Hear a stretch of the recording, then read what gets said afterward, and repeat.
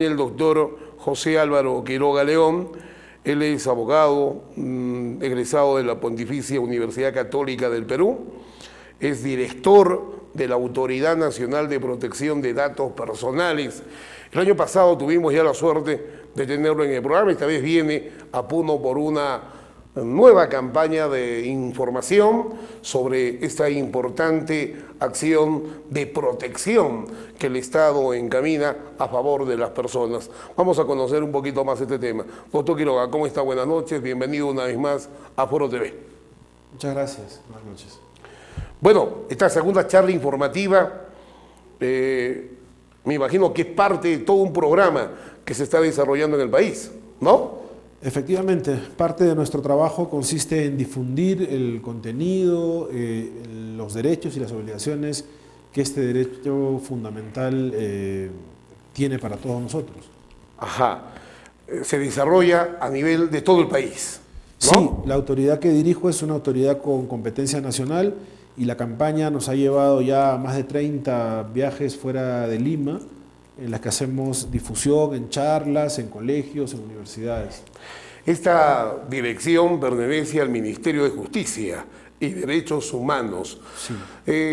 ¿Cuánto tiempo tiene de vigencia la ley que dispone esta protección de los datos personales? La ley se aprobó en el 2011 y entró en plena vigencia en el 2013.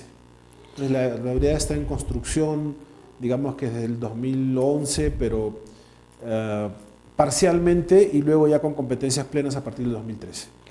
¿Por qué es importante proteger los datos personales de una persona, de un ciudadano? Porque nuestra información es en este momento, por la forma en que la vida se desarrolla, un insumo indispensable para los servicios que tomamos, para las cosas que hacemos. Todos los días entregamos nuestra información. Así es. Y la entrega de nuestra información en la medida que atañe a cosas que pueden ser íntimas o no íntimas, pero que igual son nuestras, nos hace vulnerables. Mientras más información tiene sobre nosotros alguien, más capacidad tiene de afectarnos positiva o negativamente. A este momento del desarrollo del manejo de la información, entregar la información libremente y sin cuidado equivale a lo que hace unos años era dejar la puerta de la casa abierta, ¿no? Es muy, muy riesgoso. En estos tiempos en que cualquier actividad comercial, financiera, institucional, de trabajo, nos obligan a dejar nuestros datos personales, a revelar incluso detalles adicionales, ¿no? ¿Cómo podemos garantizar la seguridad de nuestros datos personales? Pues nosotros lo que tenemos que hacer es tener cuidado y preguntar para qué y por qué se piden esos datos que no parecen razonables. Y quien los pide es quien tiene que garantizar que los va a utilizar en las maneras legales, legítimas, proporcionales para las finalidades benéficas y no para finalidades distintas que pueden terminar perjudicando al ciudadano. O sea, cada persona puede exigir a la empresa, a la institución, a la organización a la que le está entregando sus datos personales, podemos exigirle secretismo, privacidad, confidencialidad. Eso está por mandato legal. Lo que nosotros podemos hacer es, si estamos haciendo una gestión que requiere que entreguemos nuestro nombre y nuestra dirección, y nos piden además correo electrónico, fecha de nacimiento, hijos y detalles adicionales, preguntarle por qué me pides esa información adicional, qué vas a hacer con ella. Y si no nos dan una explicación razonable, no entregarla. Y aun cuando nos den una explicación razonable, si nosotros no queremos que se realicen esas otras finalidades, esas otras cosas, que puede ser publicidad, que puede ser compartir con otras empresas para que te contacten, para que sepan qué compras y qué no compras y luego te hagan ofertas, el ciudadano es el que decide si quiere o no hacerlo. Y por eso es que tiene que informarle para poder preguntarle. Bueno, pero si es una exigencia, puede ser una exigencia de una empresa para un préstamo bancario, por decirle, que, claro, que le obliguen a darle todos los datos necesarios. Sí, ahí hay que aclarar una cosa. Cuando yo tomo un servicio o hago una compra o me dirijo a una empresa o a una entidad pública, yo voy a recibir una atención que requiere necesaria e indispensablemente alguna información mía. Ajá. De esa también estamos hablando porque tiene que ser protegida, tiene que mantenerse confidencial. Pero también estamos hablando de la información adicional que me piden, que no es necesaria. Yo me puedo negar a entregar esa información que no es necesaria, que me piden porque quieren hacer otras cosas, que no son necesarias para el servicio que me están prestando. A eso me refiero cuando digo, yo tengo que entregar, por ejemplo, 3 datos para una cosa, pero me piden 15 datos. Yo los otros 12 puedo preguntar, ¿y por qué me pides tanta información? Y si no es indispensable, yo puedo negarme a entregarla. Efectivamente, hay datos sin los cuales no se me puede prestar el servicio y esos datos no puedo negarme a entregarlos. Pero quien los recibe se hace responsable por su seguridad, por su confidencialidad y porque sean utilizados solo para el servicio que yo he contratado. ¿Qué pasa si la empresa o la institución o la organización que me pidió esos datos, pese a algún ofrecimiento de garantía, lo malutiliza? ¿Hay alguna sanción para esa institución? ¿Es pasible de una denuncia, de alguna sanción judicial? Sí, si bien nosotros tenemos un lado de difusión y de charlas, también tenemos facultades de supervisión y de sanción. Las infracciones a las normas sobre protección de datos personales están establecidas en la ley y dan lugar a multas. La autoridad en la que trabajamos tiene capacidad de detener los tratamientos inadecuados y de sancionar cuando se ha cometido alguna infracción. Bueno, generalmente en estos tiempos en que, digamos, el mundo está interconectado con las redes sociales y el internet, sabemos todos que es peligroso dar nuestras claves, ¿no? A veces te piden claves y se han producido casos de estafa, de robos sistemáticos, informáticos, en fin. ¿Qué tipo de información, en todo caso, no deberíamos revelar? Yo creo que la regla general es que uno no debe compartir información cuando no es indispensable compartir. Y cuando uno quiere compartir información por cuestiones recreativas, sociales, tiene que restringir con quién comparte. Tiene que tener claro que su perfil de privacidad puede ser restringido por él mismo, solo para las personas que conocen, pero que si no tiene cuidado y abre esto a un perfil público, esa información puede llegar a cualquiera. Los jóvenes, los niños, comparten información absolutamente privada y eso puede llegar a manos de gente que la utiliza de manera que luego les resulta muy perjudicial. ¿Pero no hay algunos datos recomendables de no revelar? No, claramente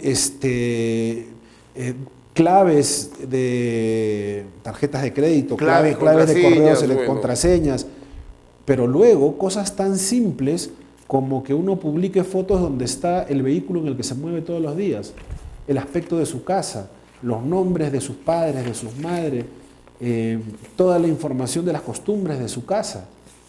¿A qué colegio van los niños? ¿Cómo van? ¿Van caminando? ¿Van en movilidad? Toda la información, por más simple que nos parezca, en las manos equivocadas les facilita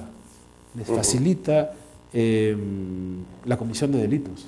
Hace algún tiempo se denunció a través de las cadenas nacionales de noticias que en la Avenida Wilson o en las zonas donde venden insumos informáticos, en fin, se había adquirido, ¿no?